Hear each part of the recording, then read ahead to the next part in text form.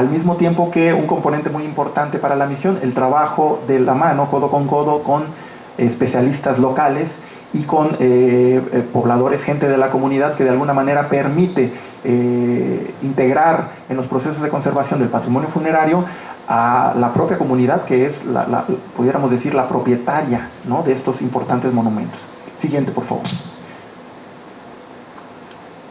Egipto es un país que a veces es difícil de definir con una sola palabra, una sola frase.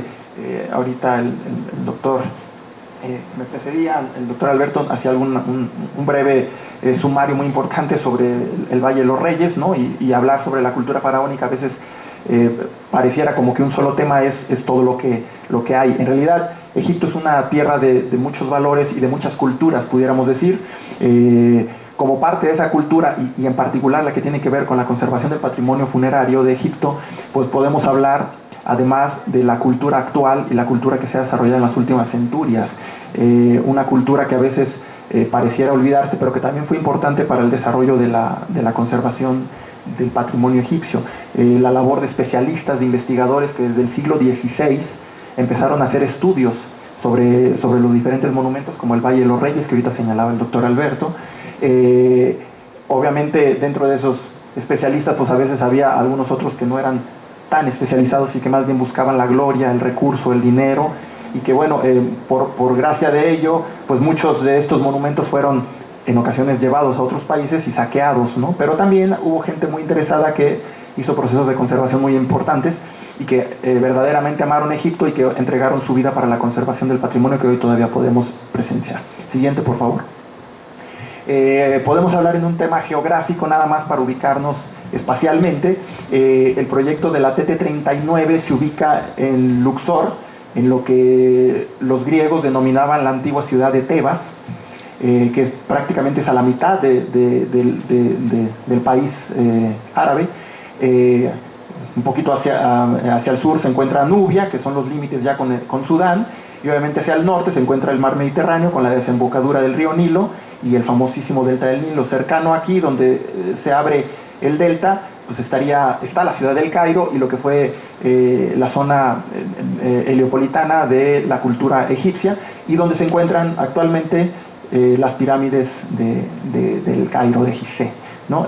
Solamente para señalar un poquito las distancias y las diferencias en territorio, ¿no? Obviamente la mayor cantidad de vestigios arqueológicos de la cultura faraónica los podemos encontrar a ambas riberas del río Nilo, en algunas ocasiones como en los oasis, que estos que se encuentran por acá metidos, pero principalmente en la zona que el propio Nilo permitía para el desarrollo de la vida humana. Siguiente, por favor.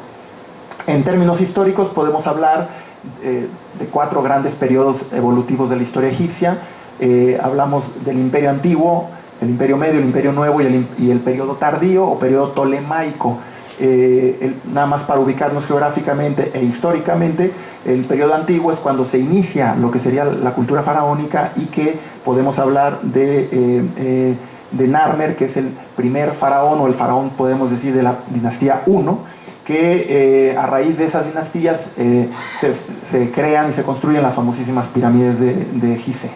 En el Imperio Medio es un periodo de gran transición para la historia egipcia, y quizás haya pocos elementos arquitectónicos tan relevantes como las pirámides o de gran envergadura, pero es un periodo muy importante porque además se desarrolla la literatura egipcia, que es un elemento primordial para conocer estos valores de este gran reino. El periodo nuevo es quizás el periodo, pudiéramos equipararlo, si me lo permiten los arqueólogos que estén aquí presentes, con el periodo clásico en México, o posclásico en México, en donde hay un gran desarrollo de arquitectura y de arte, un proceso de estabilización del país muy importante, y que eso permite que haya un desarrollo artístico y de la arquitectura también relevante. En este periodo, en la dinastía 18ª, es cuando vive Puyem-Ra, y que trabaja precisamente para los 2 faraones que ya mencionamos, Hatshepsut y Tutmes III. Siguiente, por favor. Hatshepsut es un tema que quizás merecería una charla muy específica sobre ella. Es una mujer, de las pocas mujeres que gobernaron Egipto, y además quizás la única faraón que gobernó en un periodo de paz. Quiere decir que el proceso de conservación de la estabilidad política del país lo había logrado ella, gracias a su esfuerzo, a su valentía, y que sin embargo hasta el siglo XIX estaba perdida en los anales de la historia. Era una mujer que fue borrada de la memoria física de los templos y edificios que ella construyó, y que de alguna manera estuvo perdida por casi 3.000 años, hasta 3.500 años, hasta que en el siglo XIX algunos investigadores europeos empezaron a recuperar la importancia. ¿Por qué fue relevante Mad-Carre Hatshepsut? Siguiente, por favor. Quizás hablando un poquito en este árbol genealógico, podemos señalar la relevancia del periodo histórico en el cual vive Hatshepsut y su hijastro Thutmose III, y por qué, por esa razón, la tumba de Puyem-Ra reviste de gran importancia este periodo, porque permite ofrecer datos fidedignos sobre lo que sucedía en ese momento tan relevante. Hatshepsut es la hija legítima de dos personajes también muy relevantes para la historia: el faraón Thutmose III y la reina principal Amose-Nefertari. Esto quería decir que Hatshepsut de alguna manera estaba ligada al trono de una forma muy especial por ser la heredera. Sin embargo, por ser mujer no podía acceder al trono directamente. Es por eso que por primera vez en la historia, o más bien la historia se le niega a ella por una primera vez, en donde Thutmose, con una esposa de la cual se desconoce su nombre, una esposa secundaria, tiene un segundo hijo, un heredero varón, que sería después Thutmose II, y que con él casan a Hatshepsut para que ella pueda otorgarle de alguna manera la sangre real a este faraón. Es decir, por una primera vez, a pesar de que ella había sido educada para recibir el cargo de faraón, no puede hacerlo porque se tiene que casar con este faraón. Después, por una segunda treta de la historia y de la vida, Hatshepsut con este faraón Thutmose III tiene una hija que vuelve a repetirse de alguna manera la historia, Neferura. Entonces, por segunda ocasión, la historia tampoco le permite que un heredero de ella pueda asumir el cargo como faraón. Es por eso que se repite el caso, y Thutmose III, con una concubina, tiene otro heredero que se convertiría finalmente en Thutmose III. Este es un periodo muy importante señalarlo porque permite que Thutmose III, siendo niño, sea coronado como rey, y sin embargo hay un momento crucial en la historia en donde ella asume el control del poder y se erige como faraón. Una situación que para algunos fue terrible, otros que permitieron un proceso de estabilización muy importante para Egipto, pero que al mismo tiempo hizo que ella apareciera como la figura principal, haciendo que se representara, como en esta imagen y en las que vimos anteriormente, como una mujer disfrazada vestida como faraón, con toda la parafernalia que ello implicaba, no como mujer, sino como hombre, haciéndose valer como un faraón en toda la extensión de la palabra. Siguiente, por favor. Estas es algunas de las construcciones más importantes y quizás uno de los más simbólicos en todo Egipto: el templo funerario de Hatshepsut en Deir el-Bahri, este templo famoso hecho por 3 escalonadas terrazas conectadas por una serie de rampas que están rematadas por el fabuloso telón de fondo que sirve de la montaña Mereseger, que de alguna manera sirve como remate de este impresionante templo funerario. Aquí en esta fotografía nada más quería mostrar un detalle de este templo, en donde el cartucho, es decir, el nombre real de la reina, fue borrado sistemáticamente, como mencionábamos antes, para tratar de evitarle, o más bien evitar que se perpetuara en la historia. Siguiente, por favor. Su hijastro de Hatshepsut, Thutmose III, Menkaperra, fue un faraón que gobernó primero de niño, después como corregente con Hatshepsut, y finalmente a la muerte de ella, él gobierna solo y llega a vivir 34 años como rey. Es un rey que fue el que restableció a través de campañas militares el comercio y las negociaciones en todo el Oriente, y que además logró que el territorio egipcio fuera el más grande en cualquier otro momento de la historia. Es decir, con Tutmes III nunca fue Egipto tan grande, nunca tuvo unas fronteras tan amplias como las logró él. Y de alguna manera eso se vio reflejado en la bonanza económica, en la estabilización del imperio y obviamente en la conservación en la gran conservación de edificios que tenemos todavía hoy en día. Siguiente, por favor. Simplemente para mostrar los grandes imperios que llegaban desde la primer catarata del Nilo hasta Babilonia prácticamente, ¿no? Uno de los obeliscos construidos por él fue robado en un periodo de la historia y hoy en día algunos de ustedes lo habrán visto en Estambul. Siguiente, por favor. Pero ahora hablemos particularmente de Puyem-Ra. Puyem-Ra, que aquí, como dice el jeroglífico, ¿no? el amado de Dios, ¿no? Que en realidad era un título que le ofrecieron y que quizás pudiera señalarnos realmente la valía de este gran personaje. Fue hijo de dos miembros de la corte real, un escriba y su mujer, Puyem-Ra y Neferá, que además tenía un título nobiliario como gran nodriza de Amón. Amón, recordemos, era el dios estatal del imperio egipcio, y por lo tanto Puyem-Ra venía, digamos, de una cuna de abolengo. Al mismo tiempo su esposa era hija del primer sacerdote de Amón, y bueno, él quizás por el matrimonio, quizás por sus propios méritos, pero finalmente fue consignado como segundo sacerdote del dios Amón, es decir, que pudiéramos hablar que prácticamente Puyem-Ra venía a ser el tercero en el mando en todo el imperio egipcio durante dos periodos de dos reyes importantísimos de la historia del Imperio Nuevo. Siguiente, por favor. Base por señalar, no los voy a leer todos, pero tuvo 15 distinciones,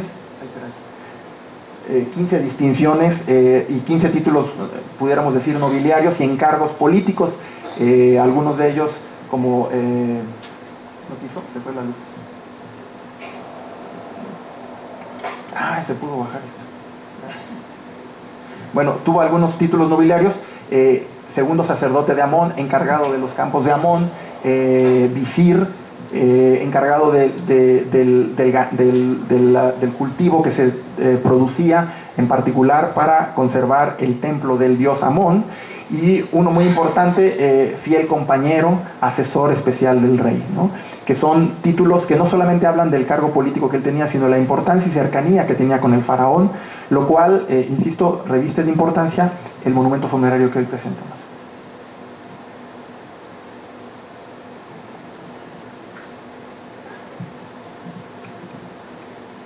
Ahí va, ahí va.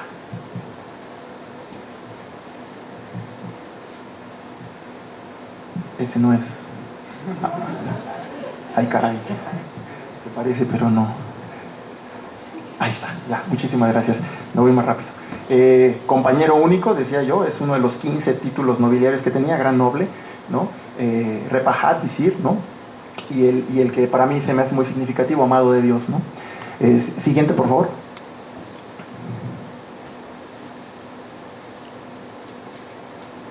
Ahí va. Este es nada más para ubicar el templo dentro de la ciudad de Luxor. Este es el río Nilo, que corre, ustedes saben, de sur a norte. Esta es la ciudad actual de Egipto, que en un momento de la historia se conoció como Waset, era el nombre egipcio, y después como Tebas. Hoy en día es Luxor, es el nombre que le dio la cultura árabe a su llegada a este país, donde existen dos templos principales, el templo de Karnak y el templo de Luxor, y que a través del templo de Karnak, que vendría a ser la sede más importante religiosa de la cultura faraónica, estaba conectada a través de una calzada procesional hacia el templo de Deir el-Bahari, el templo de Hatshepsut, que ya acabamos de ver en algunas imágenes. Y justo sobre esta calle, sobre esta posición, Puyem-Ra decide construir su tumba. Siguiente, por favor. Esta es una imagen aérea tomada en globo del conjunto funerario. Se puede ver la zona inundable, o que era anteriormente inundable en el antiguo Egipto, y donde empieza el desierto. Esta es la montaña de Mereseger que veíamos. Aquí está el templo de Hatshepsut, que hace un momento señalábamos, y el templo la tumba de Puyem-Ra, que se ubicaría muy cercana sobre esta calzada procesional, que, insisto, conectaría a través del río con el templo de Karnak, el dios Amón. Y los puntos que señalo en estos colores en rojo guinda son elementos arqueológicos relevantes, ¿no? que tan solo por señalar algunos, encontramos el templo de Ramsés II y el templo de Tutmes III, es decir, templos funerarios de personajes muy relevantes en donde se ubica la tumba de Puyembra. Siguiente, por favor. Hablar de los modelos de construcción de tumbas en el Antiguo Egipto es un tanto complejo. Evidentemente hay muchísimos modelos. Yo quise tratar de resumir para esta presentación 3 esquemas muy importantes en las que pudiéramos agruparlos, que, insisto, traté de ser muy simplista. Podemos hablar de casos que se conocen muy recurrentemente en medios, como son las mastabas y las pirámides, que es un modelo de construcción de arquitectura funeraria en donde la tumba estaba abajo y se hacía una especie de monumento de piedra que permitía señalar el lugar donde reposaban personajes relevantes. Hay otro modelo de construcción de tumbas, obviamente, en zonas en donde no había piedra y que se hacían las excavaciones en el desierto. Zonas como las de Abidos, ¿no? Que muestran algunas fotos en donde en realidad lo que había que hacer no era construir un grupo de piedras una sobre otra, sino más bien evitar que la arena se fuera hacia adentro donde estaba enterrado el difunto. Entonces la construcción de elementos era más bien hecho con adobe, con tabique, permitiendo generar cámaras funerarias como esta que se encuentra aquí, que es la mismísima tumba de el dios Osiris, ¿no? Y algunas otras que pudiéramos denominar como las tumbas cortadas en roca o excavadas en roca, que es a la cual pertenecería la tumba de Puyembra, que son, como ya nos hizo una excelente ejemplificación el doctor Alberto, en donde algunas del Valle de los Reyes, que son tumbas excavadas precisamente en la roca mediante un proceso de extracción sistemática de material de piedra para lograr generar los huecos arquitectónicos necesarios para el programa funerario de cada entierro. Quizás no se alcanza a ver un poco, pero en esta imagen, que es una imagen de la tumba de Mena, un personaje también importante del Antiguo Egipto, se ve el juicio de Osiris, en donde está el difunto presente ante él para que sea salvado o liberado de las cargas del más allá. Está el dios, y enfrente de él está la balanza, donde está el dios Tot balanceando su corazón de un lado, ¿no? Para que pensemos en la importancia que tenía portarse bien, ¿verdad? De un lado está la balanza, el corazón del difunto, y del otro lado está una pluma, ¿no? Que representa a la diosa Mat, ¿no? Es decir, que si tu corazón era tan pesado, que era un poquito más pesado que una pluma, pues te ibas al infierno, ¿verdad? En pocas palabras, ¿no? Mostraba la importancia de la buena labor y la buena vecindad, ¿no? de los ciudadanos egipcios. Siguiente, por favor. Este es el contexto donde se encuentra la tumba de Puyembra. Podemos hablar en términos generales de una característica arquitectónica que se denomina hipogeo funerario. Es una excavación mecánica hecha en la roca, aprovechando el tipo de roca que existe en este valle. Se horadaron miles, son incontables, todavía no hay una cuenta de los diferentes entierros que hay en esta zona. Y obviamente, además, como pasó en el caso de Puyembra, es una tumba que fue reusada, o sea, es decir, muchas de las tumbas además eran reusadas en diferentes procesos de la historia, ¿no? Podemos hablar aquí de hipogeos, en donde se recorta la montaña para poder generar un patio de acceso y poder desarrollar adentro las diferentes cámaras que se requieren. Siguiente, por favor. Estos son algunos diferentes modelos de construcción de tumbas del periodo similar al de Puyembra, un modelo en T prácticamente, en el cual obviamente destaca la de Puyembra por ser un modelo muy especial, que platicaré un poquito adelante, por tener tres cámaras, o lo que pudiéramos decir como 3 capillas funerarias. Siguiente, por favor. No me detengo.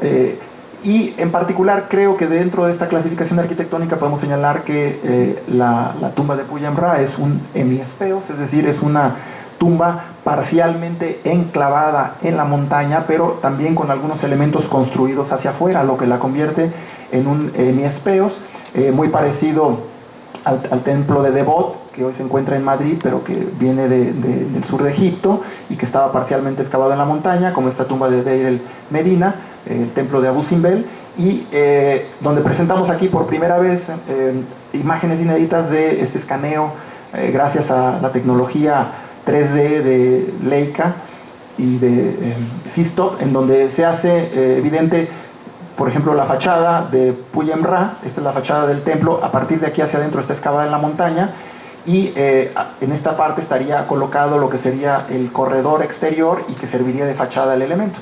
Gracias a este escaneo podemos entender cómo es la configuración hacia adentro de la montaña a través de estas imágenes tridimensionales que nos muestran, como si fuera un vidrio, lo que está sucediendo en la montaña. Siguiente, por favor. La tumba sale a la luz en 1922, es encontrada por esta pareja, este matrimonio. Por lo general la historia también hace como poco alusión a la esposa. Norman de Garis Davis y Nina de Garis Davis son dos arqueólogos que trabajaron en conjunto prácticamente toda su vida, pero tenía la costumbre de firmar como N de Garis Davis. Entonces muchos dibujos y muchos libros a veces no se sabe si son de la mano de uno de los otros, pero entendemos que por una razón de amor y de humildad, pues lo firmaban como N de Garis Davis. Finalmente todos los dos nombres empezaban con N. Ellos descubren la tumba y hacen un trabajo primordial muy importante que impide que se pierda para siempre la tumba. Se consolidan algunos trabajos de las cubiertas, y hace trabajos muy importantes de epigrafía que fueron publicados en 1922 por el Museo Metropolitano, pero que desgraciadamente volvió a perderse. Siguiente. Fue abandonada prácticamente la tumba desde 1922 hasta el año 2005, en que la misión mexicana empieza a trabajar ahí. Este es un poquito del contexto funerario, del paisaje funerario alrededor de la tumba.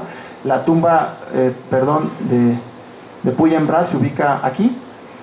Estos son los tres templos más importantes del valle: el templo de Tutmes III, que es este pequeño de aquí, el templo de Mentuhotep y el templo de Hatshepsut. Como hablamos hace un momento, estos dos son los faraones para los cuales trabajó Puyem Ra, y que de alguna manera quiso estar vinculado a ellos, ¿no? Estos son los ejes o calzadas procesionales que había, y evidentemente señala la vinculación tan estrecha que tenía Puyem Ra con el paso de las festividades y de las procesiones religiosas que iban y venían hacia estos templos sagrados. Siguiente, por favor. La tumba fue evolucionando desde el año 2005, les decía yo. Este es tal y como la encontramos en ese periodo. Era una tumba que estaba en gran medida rellena de escombro. Se le habían construido una serie de viviendas arriba de la montaña que habían alterado el paisaje. Un camino, incluso aquí hay unos postes de luz que había sobre ella que le habían producido además un sobrepeso, construcciones que obstruían su visual y que prácticamente hacían que quedara hundida. Esta es una imagen con un retoque aquí donde traté de señalar lo que debe haber sido el contorno de la montaña originalmente, y que obviamente fue alterada por saqueos, por destrucciones, por entierros posteriores, pero también por la construcción de un pueblo arriba de la tumba, ¿no? Esta es una foto de noviembre del 2018 en donde se ven los diferentes trabajos de conservación que se han hecho en el exterior, particularmente con la limpieza y extracción de escombro y la consolidación de muros de contención en el perímetro, ¿no? Una labor de gestión que realizó el gobierno egipcio, en particular el ejército egipcio, fue el retiro de las construcciones añadidas en este elemento que ya desaparecieron de la montaña de Joja, que es como se denomina. Es importante señalar, la tumba se compone prácticamente de un patio sagrado, lo que sería un pórtico anterior, un hall, un corredor, y tres cámaras funerarias que el equipo mexicano está demostrando con los estudios que en realidad no eran cámaras simplemente, sino eran verdaderas capillas, lo que convertiría la tumba en un elemento más allá de lo funerario, es decir, en un elemento religioso, en un templo. Además de ello, se han encontrado una serie de entierros subsecuentes. Tenemos aquí 1, 2, 3, 4, 5, 6 entierros, y otro por acá, 7, 8 entierros que fueron hechos posteriormente a Puyem Ra, es decir, no pertenecían a la familia de Puyem Ra, fueron hechos incluso algunas centurias de años después, pero que hablan un poquito lo que mencionaba hace un momento el director general del INAH, Diego Prieto, en el sentido de que a veces la muerte la llevamos con nosotros, y a veces estamos acostumbrados a vivir con la muerte, y en algunos casos hasta reciclamos los espacios funerarios con tal de aprovecharlos por el valor simbólico que sabemos que tienen por venir de un espacio funerario de otra generación. Siguiente, por favor.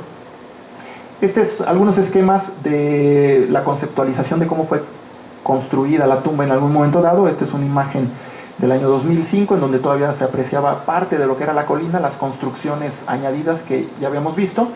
Lo que hizo el arquitecto de Puyem Ra fue que la montaña de Joja, en su estado original, primero generó una plataforma de acceso, cortando los dos muros laterales y el que sería el muro del corredor, para generar un espacio de acceso. Siguiente, por favor. Y después, aquí en el C, construiría, a través de esa puerta que vimos hace un momento, construiría o abriría lo que sería el corredor, es decir, a partir de esta flecha hacia adentro, estamos hablando de una construcción hecha al interior de la montaña de Joja, y a partir de ello hacia afuera es la parte construida arquitectónicamente, piedra sobre piedra, a través de este pórtico que fue añadido y unos muros de contención que limitaban el patio sagrado. Lo que quedaría posteriormente al corredor serían las 3 capillas funerarias, o templos que sirven para formar el templo funerario, denominada capilla norte, central y sur. Siguiente, por favor. Esta es una revisión integral en donde podemos ver el hipogeo, perdón, el hemiespeos con este pórtico y los espacios interiores, el corredor, las 3 capillas funerarias y el espacio sagrado. Cabe señalar, como lo manejo aquí, que las 3 capillas tienen un plafón, es decir, un techo diferente, que eso es un tema muy delicado y muy importante, es decir, todo en la arquitectura egipcia tenía un significado, no eran cosas hechas por nada más así.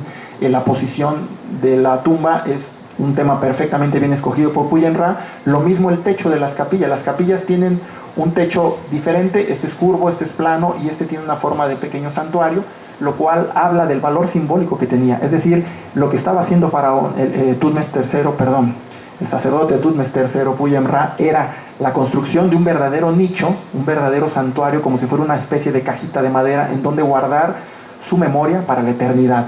Por eso es que los techos son de una forma diferente. Siguiente, creo que se aprecia. Esta es una imagen también que todavía están en proceso de trabajo por el equipo de laboratorio de la Coordinación Nacional de Monumentos Históricos, que dirige Ángel Mora, en donde se están evaluando precisamente la correlación que había entre el espacio excavado de la montaña y la conexión con la calzada procesional. Siguiente, por favor. Estos son solamente para hablar un poco de las maravillas que tiene la tumba y por qué es la importancia de las tumbas de los personajes nobles. A diferencia de las tumbas de los reyes, que por lo general hablan de religión, las tumbas de los personajes nobles en Egipto hablan de la historia, de lo que ellos hicieron para sus reyes o para sus semejantes. Por lo tanto, conocer las tumbas es conocer la vida y la historia del faraón para el cual trabajaron. En estas tumbas, como señalo aquí en este texto, hablan de los trabajos que él realizaba como funcionario real, pero también los trabajos que él realizaba religiosamente para su rey. En este mural hay escenas espléndidas que están en proceso de restauración. Esta es una calca de un dibujo de Norman de Garis Davis o de Nina, que no lo sabemos con exactitud, en donde se señalan diferentes oficios donde ustedes pueden identificar precisamente el proceso de trabajo, ¿no? Una persona forjando flechas, un alfarero construyendo una vasija quizás de alabastro, ¿no? Se están construyendo carros de batalla en esta posición, y esta imagen que es muy significativa, que la pueden ver aquí en fotografía, pero es un alfarero que está tan orgulloso de su trabajo que lo muestra, señalando, no sé si lo alcancen a ver, pero está la vasija de alabastro con un toro apis en la tapadera, y él se está rasurando, aprovechando el brillo que produce la propia vasija, ¿no? Es decir, es un arte muy vivo y un arte que habla del amor que tenía el sacerdote y los artesanos por el contexto en el cual vivían, ¿no? Estas pequeñas cositas que ven aquí circulares no es nada más ni nada menos que oro. Estos círculos amarillos que aparecen aquí son oro que traían algunos personajes extranjeros como tributo al faraón, en donde está el faraón, el sacerdote y los escribas anotando fielmente la cantidad de oro que era entregado. Siguiente, por favor. Algunas otras características de las cámaras funerarias, que decía yo, tienen 3 formas diferentes de techo. Aquí podemos apreciar el techo curvo de cámara sepulcral, en donde estuvo enterrado Puyen-Ra, la cámara sur, donde está la imagen que ya les mostré del sacerdote. Siguiente, por favor. Y algunos datos nada más de la importancia del valor histórico y político que debería tener cada personaje, incluso en su tumba. Había que ser correctos en la vida, pero también en la tumba para la posteridad, porque si no, así nos podía ir, ¿no? El sacerdote trabajó para 2 faraones, ustedes ya lo oyeron, pero que a veces no hay muchos datos claros de si esos dos faraones, Hatshepsut y su hijastro, se llevaban bien, o si uno hizo que se persiguiera la memoria de la otra. Eso no está bien claro. Entonces Puyamra, para no meterse en broncas, decidió ser políticamente correcto con el faraón con el cual él finalmente estaba, el segundo, con el cual él iba a ser enterrado, por así decirlo, ¿no? Y por eso es que en su tumba está la representación de un obelisco que él mandó fabricar, y en el cual aparece claramente el cartucho del rey Tutmés III, que lo pongo aquí un poquito más claro, en fotografía, que dice Menkeperra, ¿no? El dios Menkeperra, y que señala Tutmés III, ¿no? Pero ocultamente, de una manera un poquito más abstracta quizás y simbólica, no se olvida de su reina, no se olvida de Hatshepsut, que para ese entonces debe haber tenido años ya de fallecida, y que construye él una capilla para ella y la representa en uno de los murales. Aquí alcanzamos a ver el vestigio de la capilla en amarillo, y que tiene un friso rematado por una serie de esfinges, pudiéramos decir, que es un anagrama que está tratando de señalar a Mat Karra, ¿no? Es una reinterpretación del nombre de Hatshepsut. Entonces, de alguna manera, sin mencionarlo tan directamente como lo hace con el faraón que estaba en vida, hace una alusión a la reina fallecida, pero de una forma más abstracta, y pues no vaya a ser que a la hora de la hora llegue al más allá y se encuentre también con ella y le reclame, ¿verdad? Más valía. Siguiente, por favor. Este es algún proceso interesante de la incorporación de tecnologías para la conservación del patrimonio, en donde obviamente en un yacimiento arqueológico hay que aprovechar todos los mecanismos que se puedan, desde un elemento que a mí se me hace muy importante, el dibujo a mano, el registro fiel que el ojo y la mano pueden conectarse y definir directamente en campo, pero obviamente también aprovechando la tecnología, estaciones totales de topografía que fueron evolucionando en el transcurso de los años. Siguiente, por favor. Con un análisis más amplio de lo que le sucedía a la tumba en los diferentes años de trabajo. Siguiente, por favor.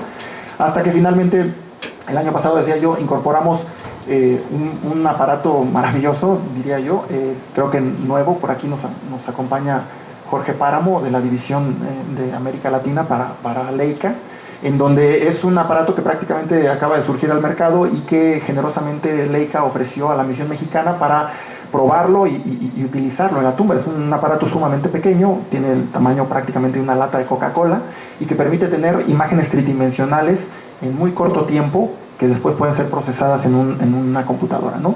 Este aparato permitió generar imágenes tan detalladas y tan definidas como esto a través de una nube de puntos, que es una tecnología que ya se usa en México desde hace algunos años, pero que evidentemente en Egipto era algo nuevos todavía. Siguiente, por favor.